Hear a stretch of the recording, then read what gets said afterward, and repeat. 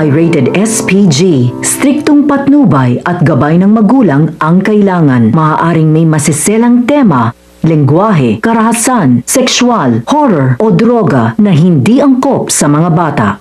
Naman ngayong araw na to, walang ma-interview na vlogger. Ay. Uy, bagong hero to ah. Sir! Asan na ba yung mga ililigtas ko rito? Sir, bagong hero kayo? Hindi naman kayo si Hook, ano? Ako, si Edit Man. Wow! Edit Man! Anong power nyo, Edit Man? Pwede po ba kayong ma-interview? Ano po ba yung pangalan nyo, hero? Ako si Edit Man. Edit Man! Ang galing oh! Nakakabilib! Ayun si Edit Man. Ano po ang mga powers ni Edit Man? Ako ay nagpapasaya ng maraming babae. Wow! Grabe! Oh, bisa nito! Ano pa po yung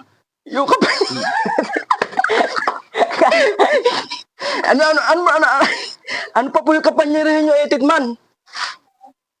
Marami pang iba. Kaya sikreto na lang ang iba. Sa susunod po na na interview ko sa inyo, masasabi nyo na po ba ibang mga powers nyo? Oo, masasabi ko na. Ano po yung mapapasaya nyo? Mga babae.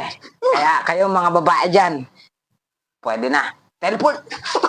Wow! Galing! Ano po masasabi nyo sa mga girls na nanonood kay Edit Man?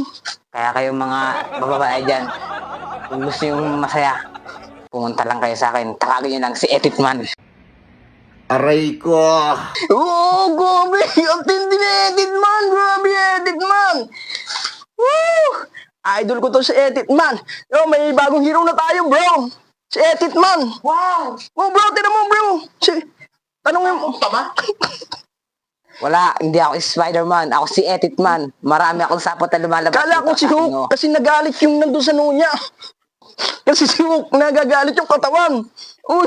Grabe oh. Unicorn. Hindi ba yan unicorn? Ako nga, si Edit Man. Hindi ito Edit Man, unicorn. Sorry, idol.